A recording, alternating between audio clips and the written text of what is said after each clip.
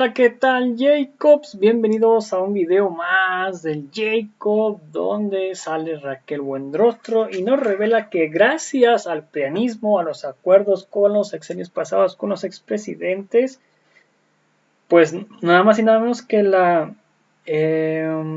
empresas automotriz se ven beneficiadas, ya que les tienen que devolver a las empresas 150,000 millones de pesos anuales, o sea, por año, y solamente por estar haciendo eso van y pagan sus impuestos las empresas, pero les devuelven el dinero con 150,000 millones de pesos. Increíble, pero cierto.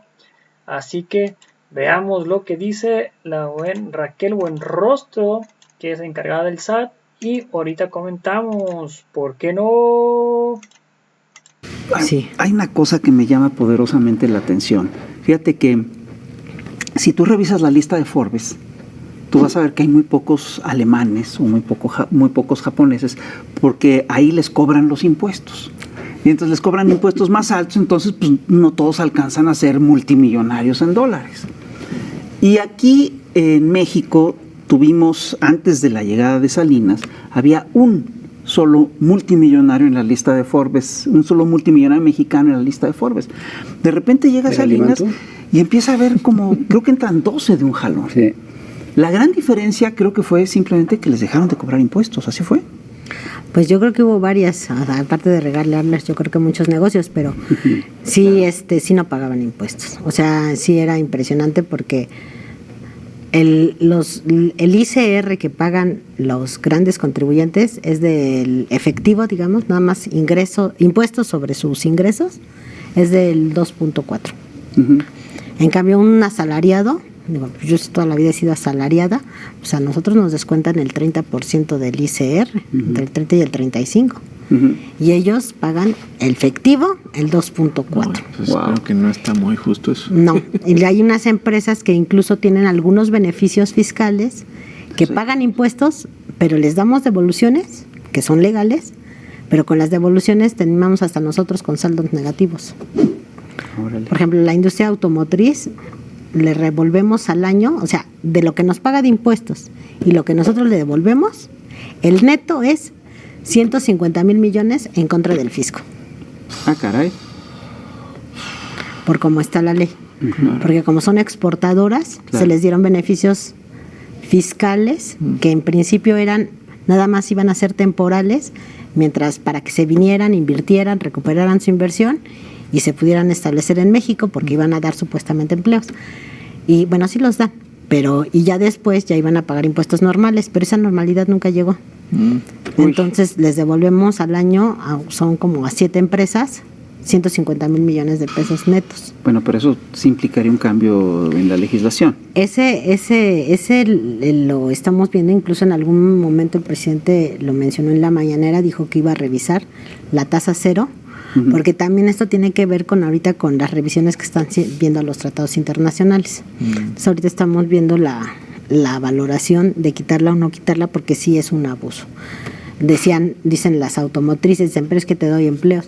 Digo, pero es que a mí me sale más barato tener como gobierno un programa que diga becas a los trabajadores automotrices. Luego les damos el mismo sueldo a todos sus empleados y a ustedes también como ejecutivos, y nos cuesta menos de 150,000 millones de pesos. Claro. O sea, nos sale más barato que no trabajen y mandarles el sueldo a su casa. Y el problema es que ellos se quedan sin el negocio. Entonces, como que sí se quedaron así sacados de onda. Entonces, ahorita... Y ahorita lo que estamos haciendo es revisando lo que le llamamos acuerdos bilaterales o multilaterales con otros países, con la industria automotriz, para tener una correcta división de qué impuestos se quedan en qué país, porque se los llevaban todos. Oye, Raquel, se ha criticado mucho al gobierno de López Obrador de no hacer una reforma fiscal para cobrarle más a los ricos, ¿no? Incluso lo usan hasta para los que están en contra, como si de verdad les importara esto, ¿no? Lo usan para criticar. ¿Por qué no hace esta reforma? ¿No convenía una reforma así? Bueno, yo personalmente yo coincido con el presidente, porque una reforma, cuando todo el mundo piensa en una reforma, y lo han dicho, es subamos el IVA.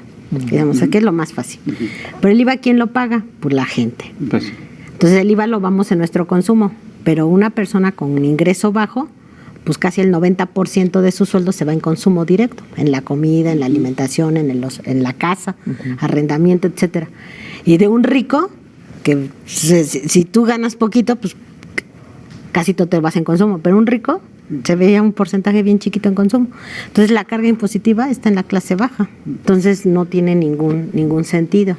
En cambio, por ejemplo, los ricos ahorita ni siquiera pagan lo que se les cobra.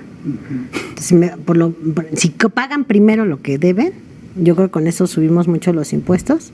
Y luego también hay muchos grandes contribuyentes, mal dicho, también hay muchos grandes ganadores de dinero que están en la informalidad. Entonces también esos hay que incorporarlos, como todos los que contrabandean, ¿no? Y eso es dificilísimo, ¿no? Es como el 50% de la economía nacional. Uy, es no, el contrabando es como del 30%, 30-35%, dependiendo del sector económico, más aparte de la informalidad. Pero claro, sí. Los narcos no pagan impuestos. Pero nada, o sea, ni el zapato, ni el vestido, ni la minería, ni el hidrocarburo. Ajá. La minería. La minería. Después del hidrocarburo, el sector que más contrabando hay es en la minería. Ah, sí. Ándale, ese es un dato que ¿Y hay algún plan para plomo? Sí, tenemos un dato que obviamente los de comercio exterior no quieren, que es le llamamos técnicamente el cartaporte, que es cuando uno importa o cruza la frontera productos y mercancías, tienes que sacar unos documentos con Comunicaciones y Transportes y con otras autoridades para cruzar la mercancía y tenerla bien documentada. Entonces lo que nosotros hicimos fue toda esa información que utiliza Marina Mercante, Economía, COFEPRIS, Comunicaciones y Transportes y todo lo compactamos y lo digitalizamos en la factura del SAT. Y se llama cartaporte. Entonces, en lugar de tener 10 documentos en papel, nada más tienes uno y es digital, pero además legalmente es casi un contrato. Entonces, allí ya no hay pierde jurídicamente. Si atrapas a alguien con contrabando, ya está clavadísimo. Entonces, lo metimos todo y lo metimos en la ley. Ahorita todavía está en periodo de transición, pero siguen insistiendo mucho las empresas transnacionales en que se elimine. Sí, porque además cambió la industria minera de una manera muy radical. Ahorita lo que hacen es que extraen mineral básico, los meten en containers y se lo llevan fuera de México. Entonces, ni siquiera dan empleos acá. Entonces, es decir, todo esto que se ha dicho varias veces de que en la era neoliberal se ha saqueado más oro y plata de México que en toda la colonia, es que se ha hecho bajo ese procedimiento y sin pagar un peso de impuestos, o bueno, punto que hayan pagado algo de impuestos, pero eludiendo el grueso de los impuestos.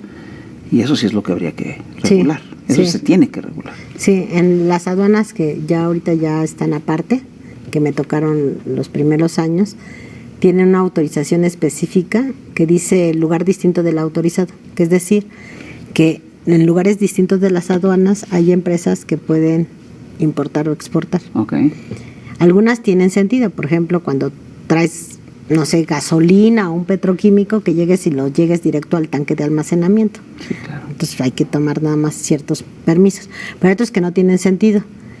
Y cuando llegamos, en algún momento ni siquiera sabíamos, aduanas no sabía cuántos oficios tenía de autorizaciones de lugares distintos del autorizado. Ni siquiera sabía. Ni siquiera sabía. O sea, se llevaron meses en integrar los documentos.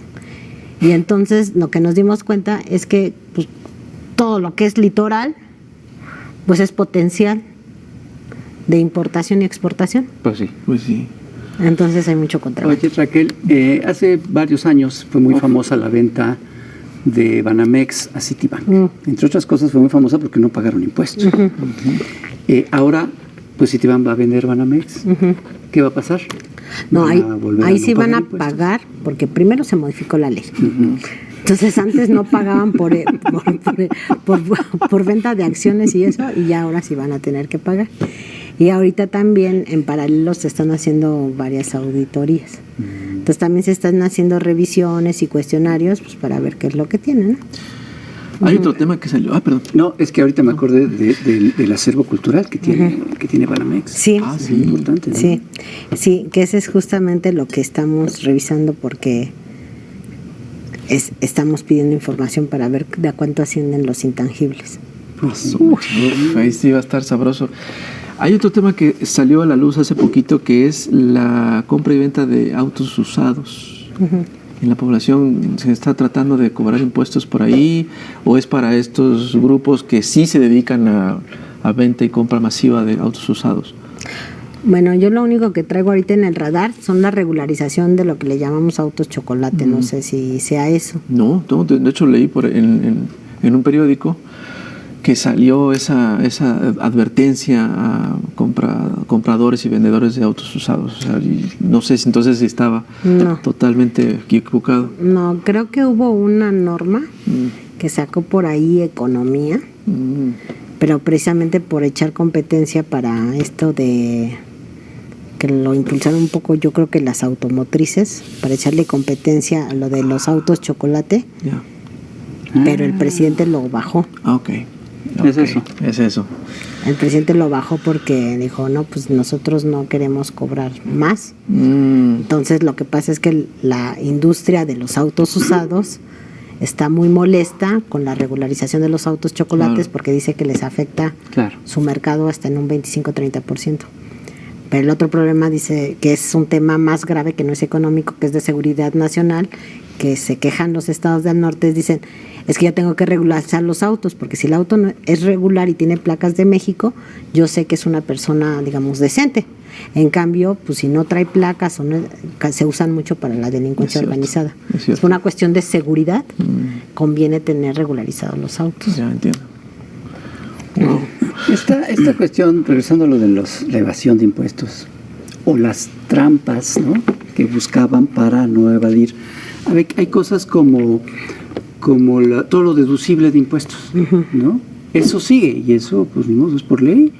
Y las donaciones, una serie de cosas que mucha gente, sobre todo los grandes, los que deberían de pagar más, se valen mucho de estas cosas, ¿no? El año pasado, por ejemplo, se ofendieron muchísimo porque le pusimos un tope a las donaciones. Porque sí, efectivamente, para no pagar, hacían donaciones. Pero es que donaban ellos mismos, porque resulta que a quien donaban era una... A la fundación privada. Exacto. Sí, claro.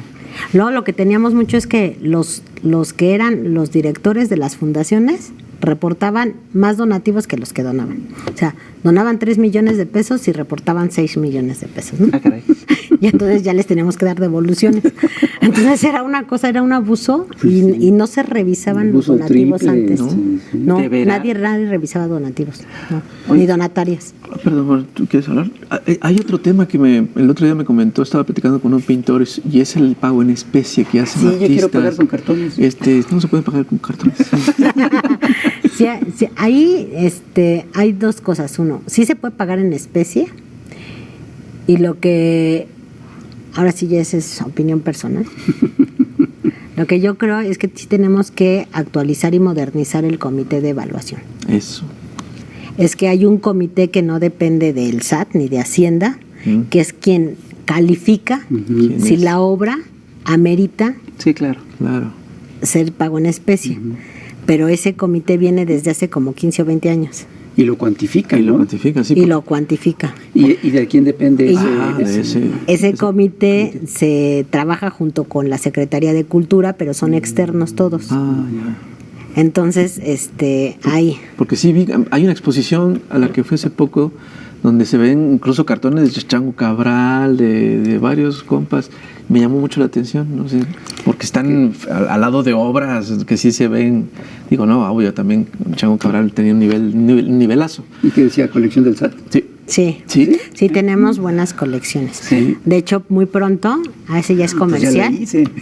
Ya hay muy pronto, no muy pronto, hay una construcción, una casa, digamos, muy clásica que está ahí en las oficinas de la Alameda. le dicen la casona, la estamos habilitando para hacerla museo y para poner del pago en especie. Wow, tiene una super colección, ¿eh? Sí, y empezar porque no tiene ningún sentido que las colecciones estén nada más aguardadas. Exacto. Entonces lo que queremos es sacarlas y vamos a dividir entre lo que puede ser patrimonio cultural de México y lo que incluso puede ser vendible y hacer ya subastas. O el SAT podría donar y al donar hasta ya no paga impuestos. Oye, el otro día tú comentaste algo que me llamó mucho la atención, que de repente revisas los perfiles de la gente que trabaja y te encuentras con gente que tiene doctorados en Harvard y tiene un puesto ahí menor.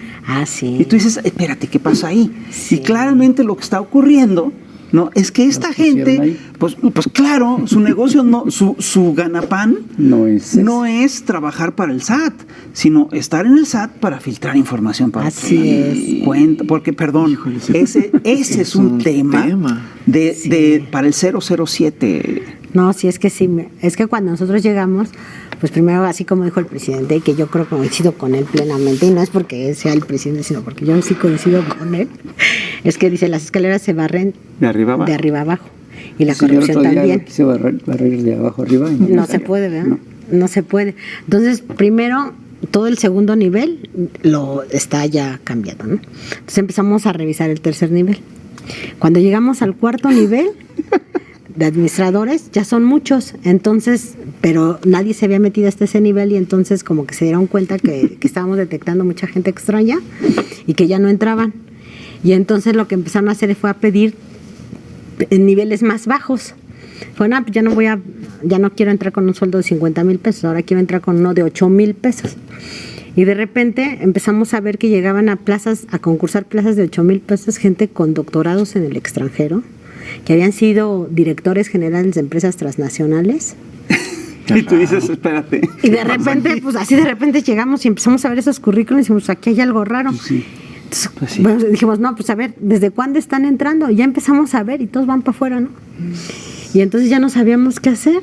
Y le platicaba hace unos días. Aquí, digo, bueno, entonces dijimos, ¿y ahora qué hacemos? Pues vamos a traer gente que vaya saliendo de las universidades jóvenes. Y el SAT tiene unas escuelas. ¿Pero qué hicieron? O sea, ¿los corrieron? Los corrieron, sí. Pero, es que entran primero como eventual, primero entran como eventuales 3 meses. Y ya después o se quedan o se van. Y pues ya nada más no les renovamos el contrato. Ya. Okay. No se renovó el contrato. Entonces, pero una filtración de información brutal. Sí, luego luego dijimos, vamos a traernos los de las escuelas. Pues no entraron a las escuelas. Para por ahí colarse. ¿De veras? Sí. Exdirectores. Doctorado en Harvard. Y se metían a las escuelas de oficiales de comercio exterior. ¿Cómo crees? Claro, pues que imagínate. Ahora, una pregunta, perdón. Es que me gana el espíritu de investigador. ¿Qué es lo que qué información están filtrando? Es mucha. Por ejemplo, nosotros hemos detectado con el equipo gente de 9,000, 8,000 pesos, que es representante legal de empresas en Andorra, de las que acaba de comisar, junto con las de Collado, el gobierno de Andorra. Ándale. Pero es gente de 8,000 pesos. No, perdón. Y son representantes 8,000 pesos en el SAT. En el SAT. Y afuera, quién sabe cuántos serán. Exacto. Por andar de topos. Andan de topos, conocen el SAT, asesoran. Y entonces se vuelven socios porque de la gente que tiene el dinero les ayudan a evadir impuestos y pues ya están ahí haciéndoles todas sus cosas, ¿no? Como representantes legales. Changos. Entonces sí era muy complicado porque desde adentro sí estaba muy fuerte. El SAT nunca había presentado, por ejemplo, nunca una denuncia de contrabando. La primera denuncia de contrabando que nosotros presentamos fue en marzo del 2020. Históricamente, o sea, en toda la historia del SAT, nunca había presentado una denuncia de contrabando. Contrabando. En el 2020 fue la primera vez que denunciamos contrabando de hidrocarburos. Órale. Y de adentro del SAT, las personas que me llevan los casos me los estaban perdiendo a propósito. Uy. Y luego, ahí sí, de plano... Cuando nos dimos cuenta, va para afuera y ahorita tiene 7 investigaciones, 7 denuncias penales en la Fiscalía General de la República. Es un servidor de alto nivel del SAT, que tenía como 25 años ahí en el SAT, que había supuestamente de servicio profesional de carrera porque había venido desde abajo. Y ahorita tiene 7 denuncias en la Fiscalía porque me dejaba caer los casos a propósito de contrabando y de grandes contribuyentes. Así de repente de no ir o de meter mal el caso, de poner mal una frase. Por ejemplo, como era el primer caso de contrabando, hicimos como un colegio, entonces eran como 10 abogados de alto nivel armando la denuncia para que no se nos fuera a caer. Claro. Entonces acordamos y como él era el representante en materia penal del SAT, él la tenía que presentar. Entonces él fue y la presentó.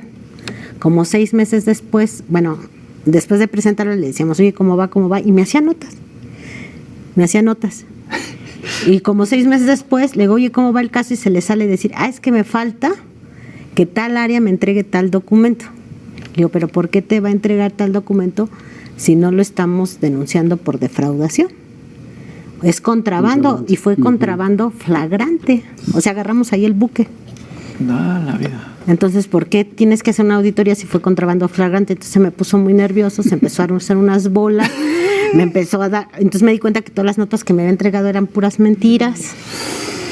Entonces a la jefa, que es la titular del área jurídica, le dije, oye, tú te vas a la Fiscalía a revisar el expediente personalmente, porque este amigo no sé qué hizo. Cuando va la titular, me dice, híjole Raquel, entregó una cosa completamente distinta a la que acordamos. Está todo mal hecho. No integró las pruebas, las que entregó las entregó fuera de procedimiento. Entonces, cuando tú entregas pruebas fuera de procedimiento se descalifican y ya no las puedes volver a usar. Hijo, no manches. Qué bárbaro. Ay, cómo me da coraje. O sea, me estás describiendo un funcionario del SAT de alto nivel. Pero me estás describiendo, lo que era cotidiano antes. Un aspecto de lo que es el elefante reumático. Sí.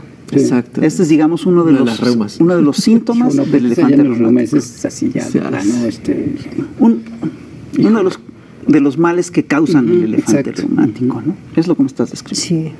Sí. Pues ese amigo ya lleva 7 denuncias penales. Más las que sigan acumulando, cada que encontramos algo lo denunciamos. Y aquí obviamente la presunción, o lo que digo yo, que no tengo nada que ver con eso, yo que soy bien mal pensado, ¿verdad? Pensaría que quien le está pasando dinero, que quien lo está apoyando, digamos, es la parte afectada. Claro. Pues sí. Sí. Sí, es bien mal pensado. Mala onda que es uno. ¿Sigues recibiendo resistencias o tratos raros o algo por ser mujer? Por ser mujer. Por ser mujer, sí. en tu cargo, sí. en esas cosas ambiente. No cambian. No, pero es que eso lo tenemos que cambiar. Sí. No, eso es lo que tenemos que cambiar. Se está cambiando. Sí, pero cuesta trabajo, ¿verdad? Sí, cuesta trabajo. Sí era difícil y yo lo consideré desde que el presidente me mandó para allá por varias razones, porque pues la gente con mayor dinero siempre es más conservadora, porque quiere mantener el status quo. Entonces, por el simple hecho de mantener su posición, tiene que ser conservadora. Y también son gente mayor, entonces generacionalmente son gente distinta. Entonces, si de por sí yo ya pertenezco a otra generación, pues ellos todavía son mucho más grandes que yo. Entonces, es difícil porque son hombres poderosos y además de otras generaciones anteriores a las nuestras. Entonces sí era complicado, es una mentalidad muy conservadora. Otro planeta ya. Entonces sí era difícil. La primera vez era muy complicado porque ellos se sentían bastante incómodos. O sea, lo que yo me di cuenta es que lo que ellos tenían era una gran incomodidad porque no sabían cómo tratarme. Entonces yo me reía o les hacía bromas y ya pues se relajaba tantito, pero sí hace poquito me llegaron a decir, oye, pero así como tú, pero oye, la política de grandes contribuyentes, o sea, nosotros cómo nos van a estar, no, mira, así, ya les explicábamos y terminaban ellos aceptando porque decían, es que mira, nosotros hay unos que pagamos muchos impuestos y sabemos que hay otros que no pagan. Entonces, si tú dices, no voy a subir los impuestos porque va a pagar el que no paga, yo te apoyo. Entonces, hasta eso les gusta, ¿no? Entonces, ya cuando decían, ¿y cómo va a durar? ¿Y cuántos años va a durar? ¿Y por qué crees que va a durar esos años? Y platicando con ellos, uno sí se le salió muy del alma, que me dijo, ay, pero piensas. O sea, sí tienes una idea estructurada. ¿Te dijo eso? Perdón, ¿te dijeron eso? Sí. ¿Y eso que eres mujer? Dijo, pero piensas. Y luego otro, de manera natural, dijo, oye, qué piropo, ¿eh? Nunca había dado un piropo tan grande, le va a meter. Perdón. Todavía está complemento. Ajá. Dijo, Ojalá que oye, yo creo- sí te dijo, oye, eso fue, qué piropo tan grande. Dice, nunca había hecho un piropo de ese tamaño. Agradecele al Señor. ¿Qué es esto, caray? Sí, entonces eso sí, pues sí me causó gracia. Porque ya no puedo decir de otra manera. Sí, lo apuntaste. El día de hoy, el señor Limantur. Sí, pero sí es complicado. O una anécdota muy chistosa, llega una persona así ya grande y no sabía cómo dirigirse. Pero yo lo que me di cuenta es que su primer problema era cómo dirigirse. Primero por ser mujer y porque somos 4T, ¿no? Sí. Entonces decían, ay, pues ¿cómo me dirijo? Entonces, muy amable el señor, la verdad, muy tranquilo, pero me dice, oiga, es que yo nunca he hablado con un comunista. ¿De veras? De colección. Entonces dijo, no sé cómo platicar con usted. Hablemos de Marx. Le digo, no, me dio risa. Le digo, usted es el dueño del grupo corporativo, ¿no? Le digo, usted habla con todos sus directores, igualitito. Dice, ¿pero de veras? Le digo, sí, igualitito. Y ya empezó a platicar.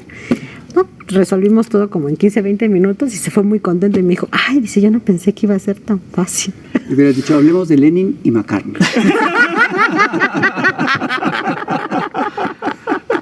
¿De veras? Yo nunca había hablado con un Es que comunista. era no solo un club de Toby, sino Sí. No, muchos. eran ellos. Sí. Ellos, Sí, entre claro. ellos. Toby, Sí, que así, incluso, tres por ejemplo, hay gente muy amable, la verdad. Entonces te dicen, es que, dice, yo nunca me imaginé X, lo que sea, ¿no? En el trato. Le digo, pues porque no nos conocen. Pues sí, Le digo, pero una cosa es que no nos conozcan y otra cosa es que nos tipifiquen. claro. Entonces ya se ríe y nada más dice, pues tienes razón. Le digo, pues sí. Le digo, pues por eso es tan complicado para ustedes. Le digo, pero pues Están es llenos igual. de prejuicios. Sí, hay mucho prejuicio. Y malentendido porque como se mueven en burbujas, Exacto. Pues sí. es el problema es que ellos se mueven en burbujas. Entonces ya cuando te tratan, hay gente pues bastante razonable, digamos, y bastante tranquila, como que sí dice, ah, mira, o sea... Es que finalmente todos nos movemos en burbujas. Ajá. Pero está bien ver lo Pero hay que sucede burbujas afuera. de 100 millones y hay burbujas de 10 personas. Pues sí. Pues sí. ¿No? Entonces hay de burbujas a burbujas. Y hay burbujas de $100 millones. 0.002%. Oye, el dato más impresionante es que es el 0.02% de la población el que concentra el 50% de los grandes contribuyentes. Es decir, de la riqueza, de los impuestos, de la riqueza del país. Así Es brutal. Híjole. Pues Raquel, muchas gracias. No, gracias a Tú nos vas a ustedes. condonar, ya mandamos nuestra dirección de condonación. No es broma, pues hay que pagar, sí es broma. Oye, de veras, muchísimas gracias. No, gracias a ustedes. Y es un placer estar con no, al ustedes. contrario, No, es un verdad. gusto enorme. Muy honrados, muy honrados. Así que No, muchas ojalá gracias. que no sea la última vez. No, Te pedimos, por favor. Por favor. A ti te llegan requerimientos. Pues yo, sí, trato de que si me lo revisen bien. Bueno, pues ahí está Raquel Buenrostro, donde pues gracias al pianismo tienen que devolver 150,000 millones de pesos a las empresas automotrices, todo por favorecerlas hasta más no poder, que eran tan entreguistas, prácticamente pagarles porque vengan a instalarse aquí. Increíble, pero cierto, y que pues los ricos, los multimillonarios no pagaban impuestos y ahora se chingan y tienen que pagar impuestos. Esto pasa mucho en Estados Unidos, que hacen todo lo posible por evadir impuestos y amasar sus fortunas lo más que se pueda. Y ahorita ya llegó el magnífico y dijo, de ninguna manera, aquí pagas o simple y sencillamente vas a embargarte o vas preso por evasión de impuestos. Así que pues claramente ahí está la Raquel Buenrostro, que se ha recaudado mucho más dinero en este sexenio que en los pasados. Por eso es que aumentaban,